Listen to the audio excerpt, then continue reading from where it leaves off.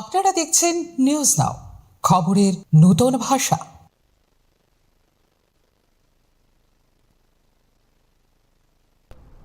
নমস্কার, আমি বিরাক্ষী। এই মুহূর্তে আমি আপনাদের সামনে হাজির হয়েছি একটা বড় খবর নিয়ে। বড় খবর হলো, আজ 2-2.5 মাস ধরে যে আন্দোলন চলা ককরোচ জনতা পার্টির, যে সিজেপি পার্টির যে আন্দোলন চলছিল যন্তর মন্তরে, সেই আছড়ে পড়েছিল তার যে ভাবাবেগটা কিন্তু আছড়ে পড়েছিল ত্রিপুরা রাজ্য এবং বিভিন্ন রাজ্যে কিন্তু ছাত্র আন্দোলন শুরু করেছিল। সেটা প্রথমে হয়েছিল অনলাইনে 2026 সালের 16 মেতে কিন্তু অনলাইনে আন্দোলন শুরু করা হয়েছিল। তারপর কিন্তু শুরু হয় অফলাইন, মানে শারীরিকভাবে এবং অফলাইন, যেখানে পৌঁছে যন্তর মন্তরে জুনের প্রথম সপ্তাহ থেকে দিল্লির যন্তর মন্তরে কিন্তু বিভিন্ন জায়গার স্টুডেন্টরা যে ছাত্র আন্দোলন শুরু করেছিল, তাদের কিন্তু 3টি দাবি ছিল। সেই 3টি দাবি মেনে নিয়ে কিন্তু আজকে ঠিক কিছুক্ষণ আগে কিন্তু কেন্দ্রীয় শিক্ষামন্ত্রী ধর্মেন্দ্র প্রধান ইস্তফা দিলেন। এই ইস্তফার জন্য কিন্তু ছাত্র সমাজে অনেক আনন্দ উল্লাস চলছে। বিভিন্ন জায়গায় বিভিন্নভাবে কিন্তু গুঞ্জন শুরু হয়ে গেছে। সেই ছাত্র আন্দোলনের প্রভাবে ধর্মেন্দ্র প্রধান ইস্তফা দিলেন। আমরা কিন্তু আপনাদের দেখাচ্ছি, আমাদের অন স্ক্রিনে কিন্তু বিভিন্ন ফুটেজ কিন্তু আমরা তুলে ধরছি। সে যন্তর মন্তর বলুন আর ত্রিপুরা রাজ্য বলুন, আর ধর্মেন্দ্র প্রধানের যে ইস্তফার যে চিঠিটি যেটি পোস্ট করেছেন, তিনি প্রধানমন্ত্রীর কাছে ইস্তফা দিয়েছেন, সেটাও কিন্তু আমরা তুলে ধরছি আপনাদের সামনে। এবার সেই ছাত্র আন্দোলনে কিন্তু 3টি দাবি ছিল। একটা হলো নিট পরীক্ষার যে প্রশ্নপত্র ফাঁস, বিভিন্ন পরীক্ষার যে প্রশ্নপত্র ফাঁস হচ্ছিল, বেশ অনেক দিন ধরে কিন্তু এর গুঞ্জন চলছিল এবং ফেটে পড়ছিল ছাত্র সমাজ। এর সঙ্গে কিন্তু অভিভাবকরাও যোগ দিয়েছেন সেই ছাত্র সমাজের সঙ্গে। যে প্রশ্নপত্র ফাঁস হচ্ছে বা সংস্কার, যে পরীক্ষা সংস্কার, সেটা ঠিকভাবে করা হচ্ছে না। 3টি দাবি ছিল এবং এই প্রশ্নপত্র ফাঁস হওয়ার জন্য কিন্তু অনেক স্টুডেন্টরা তাদের আত্মহনন করে, আত্মহত্যা করে। তাদের জন্য কিছু টাকা দিতে লাগবে সরকারের, সেটাও কিন্তু তার দাবি ছিল। এই আন্দোলনে বিক্ষোভ প্রায় 8 সপ্তাহ ধরে কিন্তু লাগাতার চলেছে। এবার সেখানে প্রধান মুখ এবং প্রতীক হিসেবে কিন্তু 59 বছর বয়সী লাদাখের যে খ্যাতনামা জলবায়ু কর্মী ও শিক্ষা সংস্কারক সোনম ওয়াংচুক এই যুবদের নেতৃত্বাধীন আন্দোলনে যোগ দিয়ে এর মূল চালিকা শক্তিতে কিন্তু পরিণত হন। কিছুদিন আগে কিন্তু, এই কয়েকদিন আগে কিন্তু আমাদের দেশের যিনি প্রধান মুখ, প্রধানমন্ত্রী নরেন্দ্র মোদীজি কিন্তু তার সোশ্যাল অ্যাপে এসে কিন্তু তিনি তার বার্তা সবার সামনে তুলে ধরেছিল। আমি আমার সহযোদ্ধাকে পিসিআরকে বলবো যে সেই বার্তাটি একটু তুলে ধরার জন্য।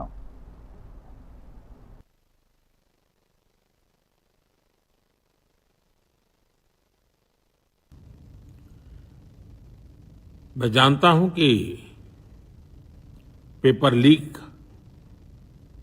ये कोई मामूली विषय नहीं है। लाखों विद्यार्थी और उनके अभिभावकों के लिए बहुत ही पीड़ादायक है और इसलिए पेपर लीक घटना से अब तक पिछले 2.5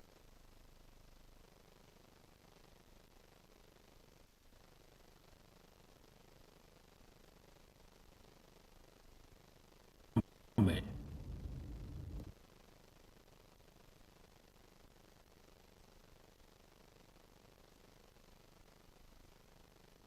বছর বয়সী লাদাখের খ্যাতনামা জলবায়ু কর্মী ও শিক্ষা সংস্কারক যে সোনম ওয়াংচুক এই আন্দোলনে যোগ দিয়েছিলেন, মূল চালিকা শক্তিতে পরিণত হন সেই আন্দোলন। তার উপস্থিতিতেই কিন্তু আন্দোলনটিকে কেবল ছাত্রদের গণ্ডি থেকে বের করে জাতীয় স্তরে ব্যাপক পরিচিতি এনে দেয়। দীর্ঘ অনশন, ধর্মঘট, নিট দুর্নীতি ও পরীক্ষা ব্যবস্থার আমূল সংস্কারের দাবিতে তিনি গত 28 জুন থেকে লাগাতার 26 দিন ধরে কিন্তু আমরণ অনশন চালিয়ে যান। এই অনশনের কারণে তার ওজন প্রায় 11 কেজি কমে যায় এবং শারীরিক অবস্থাও কিন্তু চরম অবনতি ঘটে। জাতীয় মনোযোগ আকর্ষণের দিকে দিল্লির যন্তর মন্তরে তার এই অনশনকে কেন্দ্র করে কিন্তু দেশের সাধারণ মানুষ বিরোধী দল, পরিবেশবাদী সংগঠন এবং চলচ্চিত্র জগতের ব্যক্তিত্বদেরও সমর্থন কিন্তু তৈরি হয়। সম্প্রতি সরকারের পক্ষ থেকে আন্দোলনকারীদের বিরুদ্ধে আইনি ব্যবস্থা না নেওয়ার আশ্বাসও এবং আলোচনার পর তিনি অনশন ভঙ্গ করেছেন। তবে আন্দোলন চালিয়ে যাওয়ার কিন্তু ঘোষণা দিয়েছিলেন। এরপর কিন্তু সেই প্রধানমন্ত্রী, আমাদের দেশের প্রধানমন্ত্রীর সেই বার্তা, তারপর কিন্তু তিনি প্রধানমন্ত্রী বলেছিলেন যে সোমবার সেই বার্তা নিয়ে কিন্তু বিধানসভায় কথা হবে বা চর্চা হবে, এই বিষয় নিয়ে কথা হবে।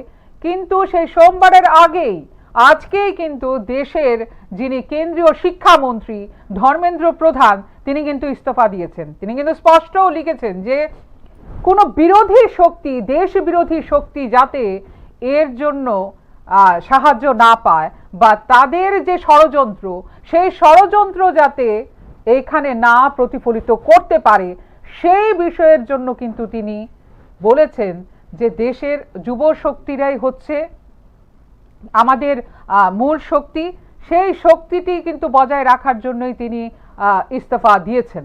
এবার আমরা দেখে নেব যে যন্তর মন্তরে এই যে তাদের দাবিগুলো যে মেনে নেওয়া হয়েছে, তারপরে যন্তর মন্তরে যারা ককরোচ জনতা পার্টির নেতৃত্বরা ছিল বা ছাত্ররা ছিল, আন্দোলন করছিল, তারা সেই খুশিতে কি করেছেন আমরা একটু শুনে নেব কি বলেছেন তারা।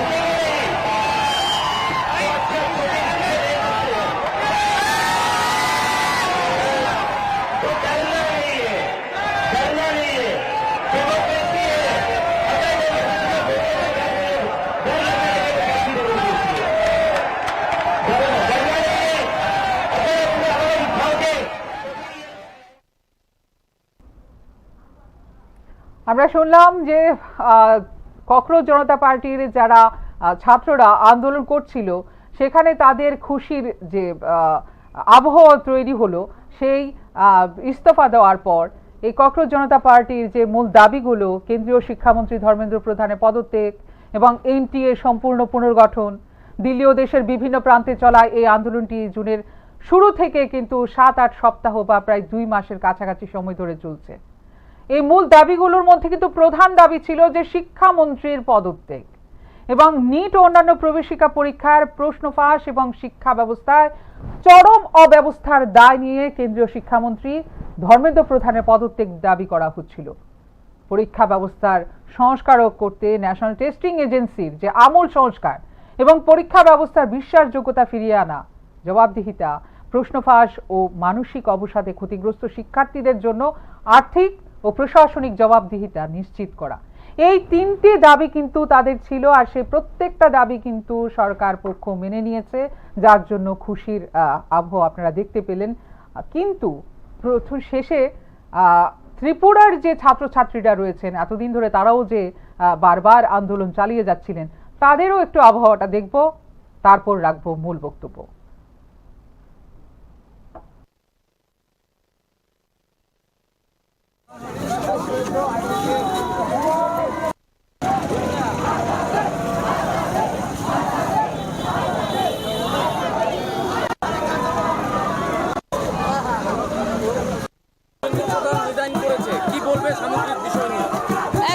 এখন জাস্ট খবর এসছে যে the union education minister has resigned, but I think that was not our only demand. We want reforms in the education policy. We want compensation for the dead students, and yeah, let's see if all our demands are met. Then I think it's a win for the students. I think it's a win for the youth, and I think once again truth wins. And yeah, যদি I don't think it's confirmed yet that the resignation that we just heard. But yeah, let's see. যদি সত্যি resign করে থাকেন উনি তাহলে পরে আরও যা যা ডিমান্ডস আছে I hope the government fulfills all the demands. And yeah, that's the work of the government. They should serve us. They are public servants and yes, they are doing their duty and it's a win for the students. That's all. ये जो जीत है ये students का जीत है, हर students का जीत है। और वो 20 बच्चे जो सुसाइड करके मारे हैं उनका भी जीत है। आप देखिए हमारे स्टूडेंट्स कितने खुश हैं, but the main thing is उसका रेजिग्नेशन से वो नहीं होगा। वो ये है कि हमें अकाउंटेबिलिटी चाहिए एजुकेशन डिपार्टमेंट में। प्रोटेस्ट जो है ये उसका सिर्फ रेजिग्नेशन। আমরা যেটার জন্য এতদিন বিক্ষোভ করছিলাম, আমাদের এত প্রোটেস্ট ছিল, স্টুডেন্টদের এত পরিশ্রম, না খেয়ে হাঙ্গার স্ট্রাইকে বসে, আগরতলাতেও এখানে সিটি সেন্টারে হচ্ছে। ফাইনালি আমরা আজকে রেজিগনেশন, যেটা আমাদের ফার্স্ট আমরা যেটা ডিমান্ড চাইছি সেটা হয়ে গেছে। এখন আমরা চাই যে ওনার জায়গায় যাতে আরও বড় কেউ এরকম ঘটনা করবে তাকে না বসানো হোক, ওনার জায়গায় যাতে একটা ভালো অ্যাকাউন্টেবল একটা হি অর শি বসানো হোক। যেই আমাদের আপকামিং এডুকেশন মিনিস্টার হবে, he or she should have to B educated.